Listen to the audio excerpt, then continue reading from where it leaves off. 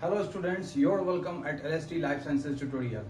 आज के इस वीडियो में हम फोटोसिंथेसिस के एक्शन स्पेक्ट्रम को देखेंगे और इसके अलावा हम देखेंगे इलेक्ट्रॉन ट्रांसपोर्ट और केमी ऑस्मोटिक हाइपोथेसिस।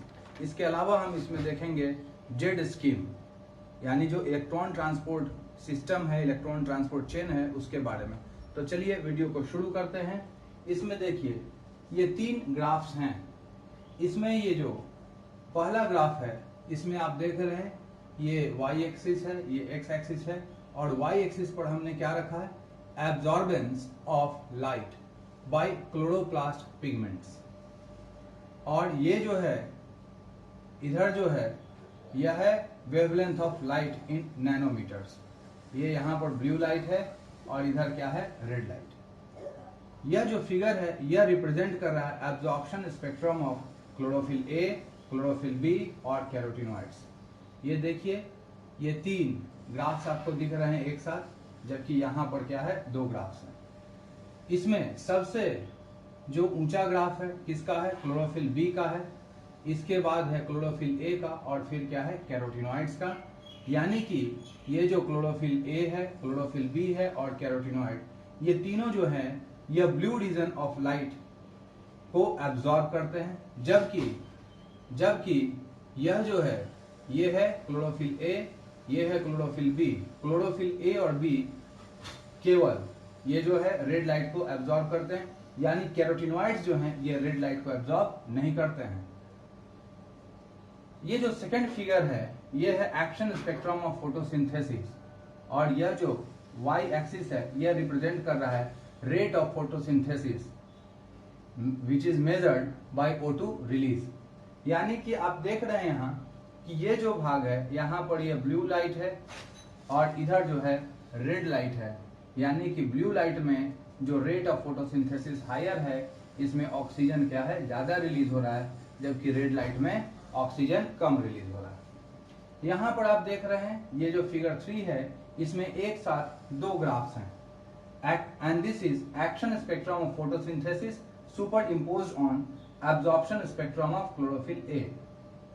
यह जो है एब्जॉर्प्शन स्पेक्ट्रम है क्लोरोफिल ए का। इसमें आप देख रहे हैं कि ब्लू रीजन में लाइट को यह ज्यादा एब्जॉर्ब कर रहा है, जबकि रेड रीजन में कम। उसी तरह से फोटोसिंथेसिस जो है यह रेड लाइट में ब्लू लाइट में ज्यादा है, रेड लाइट में कम। ठीक है, ये एनसीईआरटी में ये जो फिगर्स हैं ये दिए हुए हैं और फिगर्स को ध्यान से देख लीजिए, क्योंकि फोटोसिंथेसिस में फिगर से क्वेश्चंस आते हैं नीट एग्जाम्स में। इसको आप नोट कर लीजिए। इसके बाद हम देखते हैं द इलेक्ट्रॉन ट्रांसपोर्ट या Z scheme of light reaction. हमें पता है कि जो क्लोरोप्लास्ट है उसमें पिगमेंट सिस्टम सेकेंड या P680 और पिगमेंट सिस्टम फर्स्ट या P700 है। और यह जो पिगमेंट सिस्टम सेकेंड है यह पाया जाता है, it lies on inner side of thylakoid membrane, यानी थाइलेक्वाइड मेम्ब्रेन के इनर साइड पे रहता है और इसके साथ वाटर स्प्लिटिंग कॉम्प्लेक्स जो है ये एसोसिएटेड होता है। और यह जो है रेड लाइट जिसका वेवलेंथ 680 नैनोमीटर हो उसको यह एब्जॉर्ब करता है और एब्जॉर्ब करके यह जब ये एब्जॉर्ब करता है तो ये इलेक्ट्रॉन रिलीज करता है और ये हो गया इसका ऑक्सीडेशन। ऑक्सीडेशन होने के बाद जो इलेक्ट्रॉन है इसका अपहिल मूवमेंट होगा और ये सबसे पहले जाएगा इलेक्ट्रॉन एक्सेप्टर के पास। अब इलेक्ट्रॉन एक्सेप्टर इस इलेक्ट्रॉन को ट्रांसफर कर देगा पिगमेंट सिस्टम फर्स्ट के पास। किसके द्वारा, तो इलेक्ट्रॉन ट्रांसपोर्ट सिस्टम के द्वारा। और यह जो इलेक्ट्रॉन ट्रांसपोर्ट सिस्टम है यह साइटोक्रोम्स से बना होता है और साइटोक्रोम्स जो होते हैं ये आयरन के कंपाउंड होते हैं।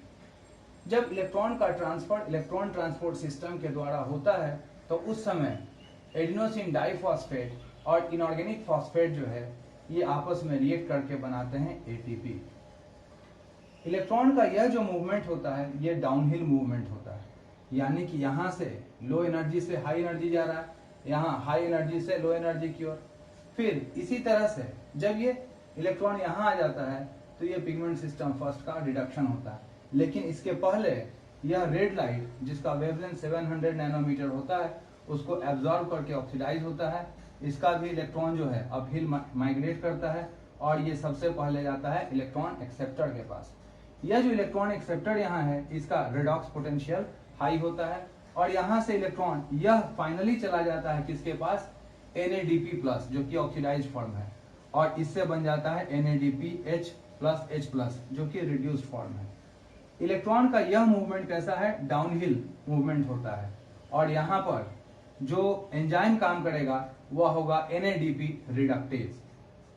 अब देखिए कि चूंकि ये पिगमेंट सिस्टम सेकेंड है और इससे वाटर स्प्लिटिंग कॉम्प्लेक्स जो है वो एसोसिएटेड होता है, तो वाटर जो है यह लाइट के प्रेजेंस में इसका फोटोलिसिस होता है तो 4H+, 4 इलेक्ट्रॉन और ऑक्सीजन जनरेट होता है। ये ऑक्सीजन चला जाता है एनवायरमेंट में, जबकि ये इलेक्ट्रॉन जो है चला जाता है पिगमेंट सिस्टम सेकेंड के पास। तो ये पिगमेंट सिस्टम सेकेंड का क्या हो जाता है, रिडक्शन होता है। और इस तरह से ये प्रोसेस जो है कंटिन्यूअस सीक्वेंस में चलता रहा है, यानी रिपीटेड सीक्वेंस में चलता रहता है और यहाँ एटीपी जनरेट होता रहता है। यानी एटीपी, एक एटीपी जनरेट हुआ और दूसरा क्या हुआ, NADPH जनरेट हुआ। और यानी कि यह जो प्रोसेस है, यह जो Z स्कीम है, यह किसका है, लाइट रिएक्शन है। यानी कि यह लाइट रिएक्शन के समय होगा और लाइट रिएक्शन में जो प्रोडक्ट बनेगा वह क्या होगा, ATP और NADPH+H+। और इन दोनों को कहा जाएगा assimilatory power for the dark reaction. इसको आप नोट कर लीजिए।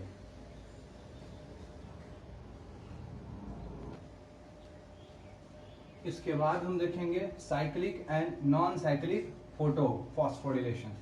तो सबसे पहले जानेंगे फॉस्फोरिलेशन क्या है। Synthesis of ATP in mitochondria and chloroplast both is called phosphorylation.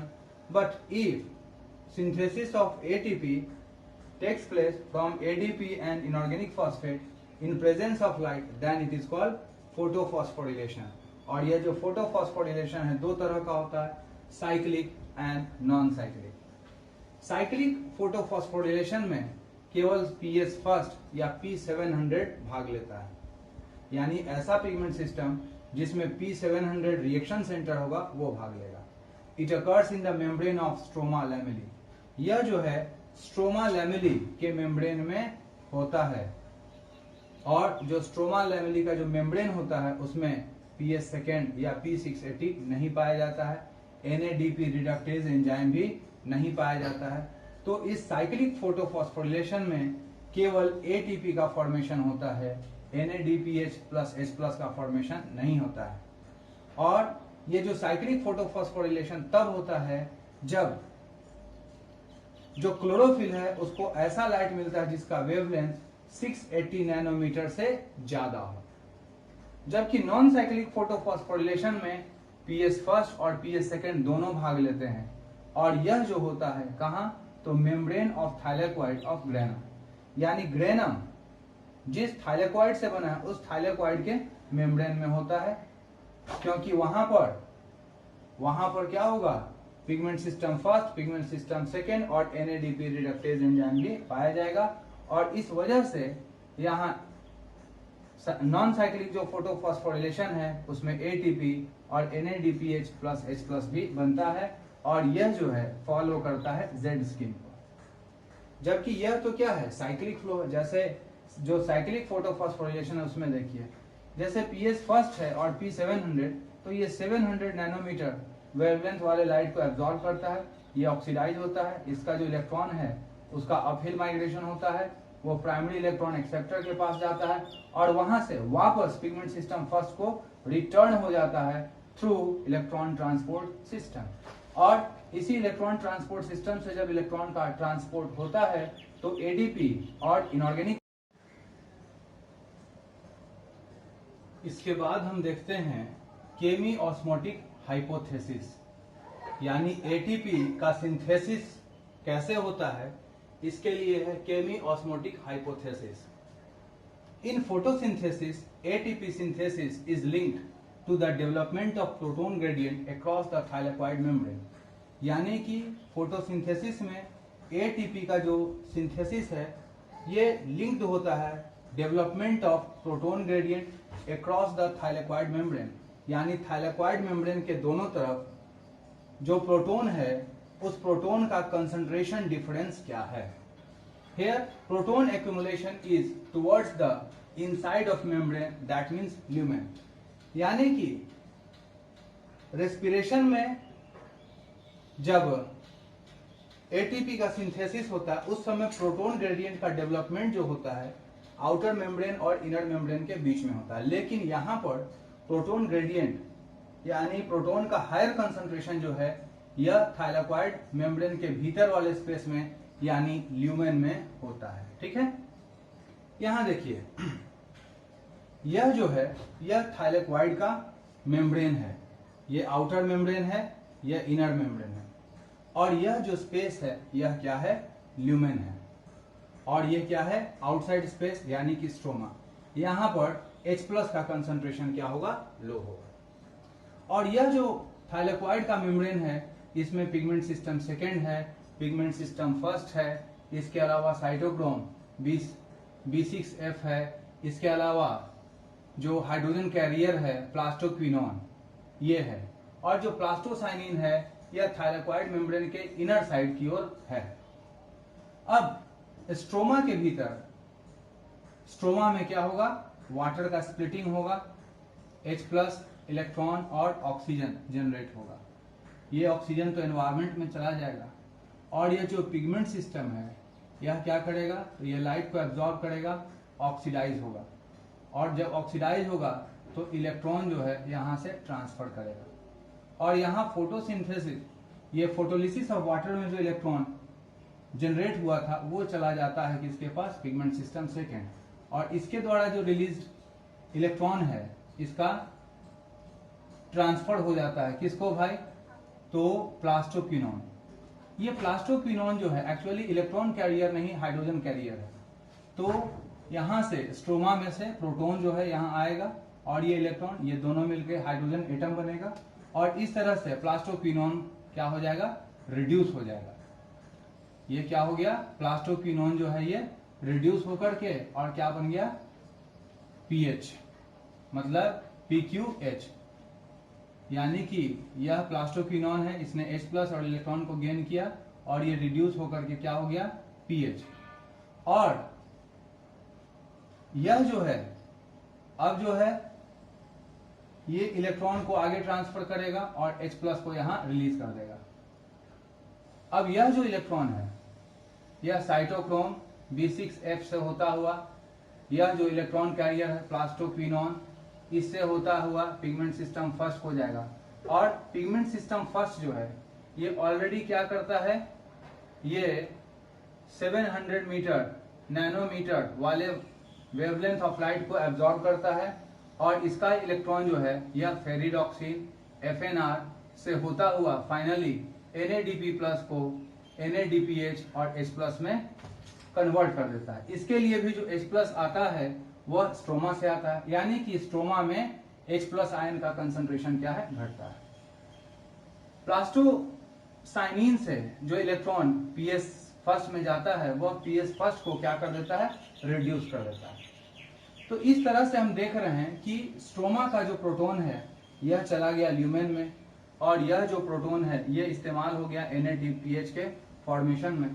तो धीरे धीरे क्या होता है कि जो स्ट्रोमा है इसमें H+ का कंसंट्रेशन घटता है और ल्यूमेन के भीतर H+ का कंसंट्रेशन बढ़ता है, जिसके कारण ल्यूमेन का जो pH है वो घट जाता है, और इस तरह से यहाँ पर H+ आयन का कंसंट्रेशन बहुत ज्यादा हो जाता है, और इसके वजह से यहाँ high electrochemical potential gradient generate होता है, जबकि बाहर में पोटेंशियल ग्रेडियंट क्या होता है, लो।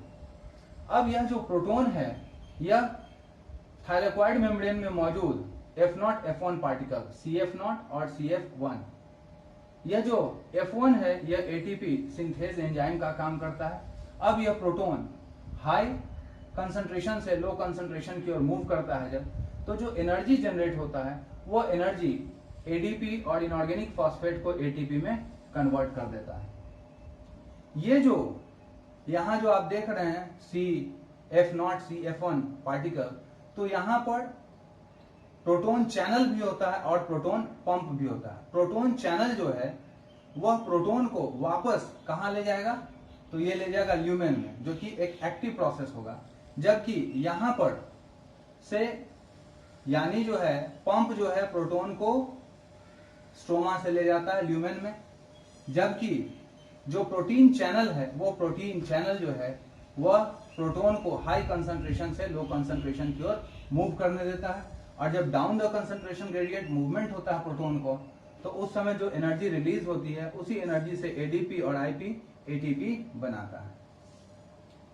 यहां देखिए, यह जो है वाटर है इसका फोटोलिसिस होता है, और फोटोलिसिस जब होता है तो यह H+ इलेक्ट्रॉन और ऑक्सीजन देता है। यह जो फोटोलिसिस है ये कहां होता है, occurs on the inner side of the membrane, hence H+ ions accumulate within the lumen of the thylakoid। चूंकि यह जो प्रोसेस हो रहा है फोटोलिसिस जो देख रहे हैं ये कहां हो रहा है, ल्यूमेन के भीतर, और इस वजह से ल्यूमेन के भीतर H+ का आयन का कंसंट्रेशन क्या होता है, ज्यादा होता है। तो इस तरह से आपने क्या देखा, chemiosmotic hypothesis of synthesis of ATP. यहां पर ये पूरा जो प्रोसेस है किसमें होता है, लाइट रिएक्शन में। यानी लाइट रिएक्शन में जब नॉन साइक्लिक फोटोफॉस्फोरिलेशन होता है तो यहां पर एटीपी बनता है और NADP H और H+ बनता है। ये दोनों एटीपी और NADPH और H+ जो है यह एसिमिलेटरी पावर कहलाता है, और जो डार्क रिएक्शन है उस डार्क रिएक्शन में इसका इस्तेमाल हो जाएगा कार्बन डाइऑक्साइड के रिडक्शन में। तो आप इसको नोट कर लीजिए और इसको ध्यान से देखिए, एनसीईआरटी से एक बार फिर से देख लीजिएगा, ये बिल्कुल आपको याद हो जाएगा।